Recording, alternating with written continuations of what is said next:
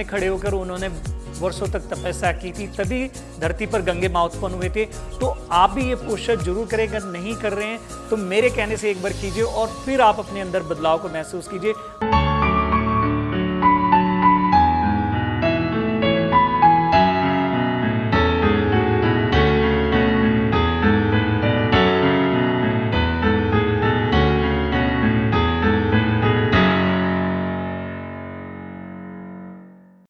Hello नमस्ते सत श्री अकाल आदाब दोस्तों, मैं हूं आपका दोस्त हरदीप। तो और योग कार्यक्रम में आप सबका बहुत बहुत स्वागत है।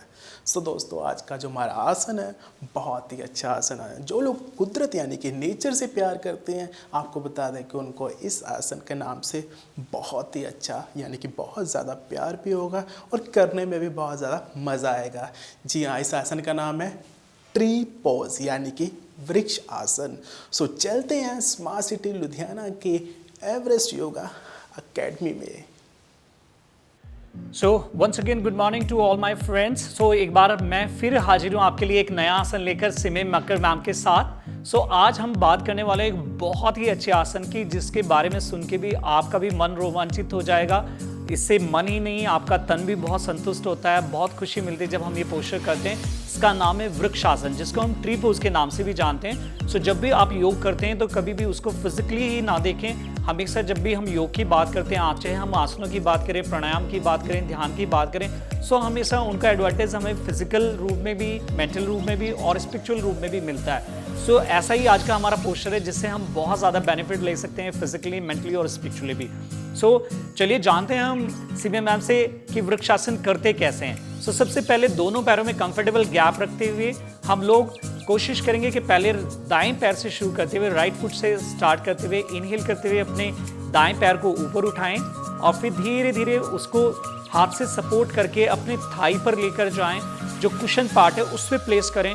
सबसे पहले कोशिश करें कि हमारा बैलेंस अच्छा हो जाए। अगर आपका बैलेंस अच्छा नहीं हो पा रहा तो नो प्रॉब्लम, आप पैर को थोड़ा सा नीचे भी ला सकते हैं। जहां पे कंफर्टेबल है आप वहां से कर सकते हैं। फिर जब बैलेंस आपका अच्छा हो जाए, आपको लगे you are stable, then slowly and gradually join your hands. आपको धीरे धीरे दोनों हाथों को ऊपर लेके जाना है और आप इसको चाहें तो नमस्कार मुद्रा में चेस्ट के सामने, हृदय चक्र के सामने लेकर आएं और यहाँ से आप थोड़ी सी देर इस आसन को बनाएं।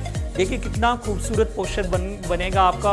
और जब आप एडवांटेजेस की बात करेंगे तो जब इस पोस्चर के बारे में हम बात करते हैं, वृक्ष के बारे में बात करते हैं, तो जितने भी वृक्ष होते हैं, देखो वो कभी भी हमारी जाति धर्म कुछ नहीं पूछते, कभी भी हमें ऐसी बातों से नहीं रोकते हैं। कोई भी उनकी सेवा ले सकता है, वो उनके नीचे बैठ सकता है, उनके फल खा सकता है। और जब हम उसके पर्सनल लेवल पे जाके बात करते हैं तो देखिए वो कितने सॉफ्ट होते हैं, कितने अच्छे से स्विच करते हैं, हमें हवा देते हैं, ऑक्सीजन दे रहे हैं। सो ऐसे ही ये पोस्चर है, ये आपको स्ट्रॉन्ग बनाता है, आपकी लेग स्ट्रेंथ को अच्छा बनाता है, आपके फोकस को इंक्रीज करता है और आपकी मनोस्थिति को बदलते आता है। जो हमारे अंदर नेगेटिविटी होती है, जो नेगेटिव थॉट्स होते हैं, उसको रिमूव करने के लिए बहुत ही अच्छा आसन है। और इसको हम भागीरथ पोस्चर के नाम से भी जानते हैं। जो हमारे महर्षि भगीरथ जी हुए हैं, जिनकी वजह से गंगा हमारे देश में उत्पन्न हुई है, जिसका आज जल हम अमृत के समान कहते हैं। सो वो इसी पोस्चर में खड़े होकर उन्होंने वर्षों तक तपस्या की थी, तभी धरती पर गंगे माँ उत्पन्न हुए थे।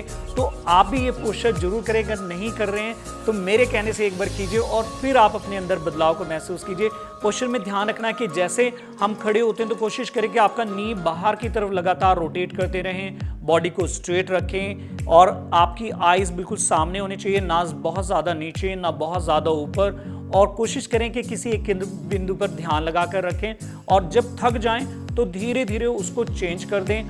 धीरे धीरे दोनों हाथों को रिलैक्स करें, फिर पैरों को आराम आराम से लेकर वापस आएं और रिलैक्स करें। फिर उसको दूसरी साइड से आप शुरू करेंगे कि जैसे आपने राइट से किया तो वैसे ही लेफ्ट से भी जरूर करना है। कहीं हम अपनी प्रैक्टिस में ऐसा ना करें कि हम एक ही साइड को यूज़ करें। So now let's do it from the other side. So अब हम इसको लेफ्ट साइड से करेंगे। तो धीरे धीरे सांस भरते हुए वैसे ही आपने लेफ्ट फुट को ऊपर उठाना है और जब आप बैलेंस हो जाएं तो कोशिश करें कि उसको अपने इनर थाई पर प्लेस करें और जब आप प्लेस कर लें पैर को, बैलेंस चेक करें।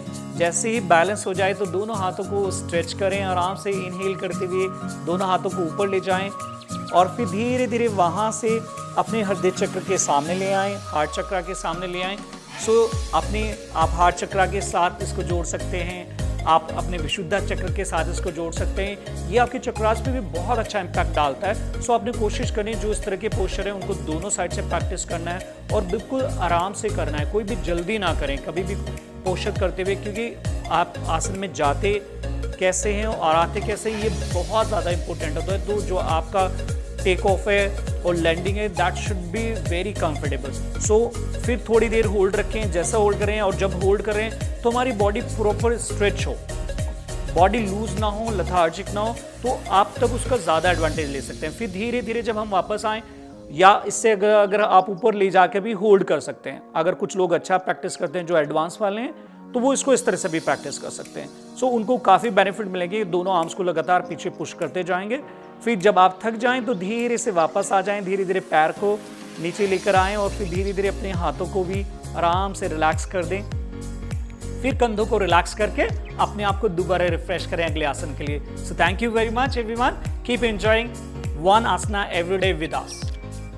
सर हमारे दर्शकों को बताइए कि ट्री पोज आसन के क्या क्या फ़ायदे होते हैं और ये आसन होता क्या है, बेसिकली इसके बेनिफिट्स क्या हैं? जो लोग इसके बेनिफिट से अवेयर नहीं है, इस आसन को करने से मैं कहता हूँ कि इतने सारे बेनिफिट्स उनको मिलते हैं कि जो नहीं भी करते वो भी इस आसन को करने लगेंगे, क्योंकि ये आपके खाली फिजिकली ही नहीं आपको मेंटली बहुत ज़्यादा डेवलप करता है। आपकी जो चक्रास की ओपनिंग है उसके लिए ये बहुत ही अच्छा आसन है, क्योंकि जब आप वृक्ष आसन बनाते हैं तो एक पैर पे आपको संतुलन बनाना होता है।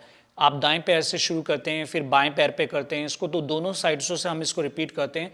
सो ये हमारी लेग स्ट्रेंथनिंग के लिए, अगर हम टॉप जैसे बॉटम टू टॉप चलें, हम इस तरह से देख सकते हैं कि हमारी लेग स्ट्रेंथनिंग के लिए बहुत ही अच्छा आसन है। जब आप इसको करते हैं तो आपके काफ मसल्स इन्वॉल्व होते हैं, आपके नीज इन्वॉल्व होते हैं, आपके थाइज, आपके हिप्स, आपका बैक, चाहे वो लोअर बैक है, मिडिल बैक है, अपर बैक है, आपके आर्म्स इन्वॉल्व होते हैं। सो ये पूरे शरीर की आपकी स्ट्रेचिंग कराता है, जिससे आपकी स्ट्रेंथनिंग बहुत अच्छी होती है, ओपनिंग बहुत अच्छी होती है। संजीव सर आपने ये तो बता दिया, हमारे दर्शकों को ये भी बता दीजिए कि ये आसन किन लोगों को बिल्कुल भी नहीं करना चाहिए? जिनकी एज बहुत ज़्यादा है, क्योंकि थोड़ा बैलेंसिंग आसन है, तो ध्यान रखें कि जब आप इस आसन को परफॉर्म कर रहे हैं अगर आपसे नहीं हो पा रहा तो हमेशा सपोर्ट से करें। और जिन लोगों को नी में दिक्कत रहती है बहुत ज़्यादा, या आर्थराइटिस की प्रॉब्लम है, कई बार नी पे हाथ पैर चल रहे होते हैं, हाथ पैर सुन्न होते हैं या ज़्यादा स्टिफ होती है बॉडी, तो उन लोगों को इसका अभ्यास जो है अपने योगा टीचर के देख रेख में करना चाहिए और अपने डॉक्टर की देख रेख में करना चाहिए। सो दोस्तों कल फिर मिलते हैं एक नए आसन के साथ, तब तक के लिए धन्यवाद।